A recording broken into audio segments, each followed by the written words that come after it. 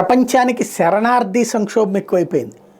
చిన్న చిన్న దేశాల నుండి పెద్ద పెద్ద దేశాలకి, అగ్రదేశాలకి అక్రమ మార్గాల్లో వలస వచ్చేసి అక్కడ కావాలని పోలీసులకు పట్టుబడిపోయి అక్కడ చివరికి శరణార్థులుగా ఉంటూ ఆ శరణార్థులుగా ఉన్నవాళ్ళు అక్కడ చివరికి ఆదాయమో వీటి కోసమో హింసాకాండకి పాల్పడటం ప్రారంభిస్తున్నారు. ఎస్పెషల్లీ ఏదైతే పాలస్తీనానో లేకపోతే యెమెనో, లెబనానో, సిరియానో, ఆఫ్ఘనిస్తానో ఇట్లాంటి దేశాల నుండి అమెరికా, యూరప్ దేశాలకు వెళ్ళిన వాళ్ళ హింసాకాండ చాలా పెద్ద ఎత్తున పెరిగిపోతుంది.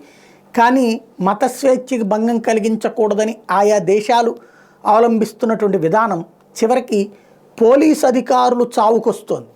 తాజాగా న్యూయార్క్ సిటీలో ఈ మధ్యనే ఈ శరణార్థుల ఉద్యమాలు చూసాం. చివరికి న్యూయార్క్ సిటీ కాస్త ఆ అందం పోయి వీళ్ళతో ఘర్షణలు నడుస్తున్నటువంటి పరిస్థితి. లేటెస్ట్గా పోలీసుల మీద మరొక పోలీస్ అధికారి మీద న్యూయార్క్ సిటీలో దాడి జరిగింది. చేసిన వాడు శరణార్థి.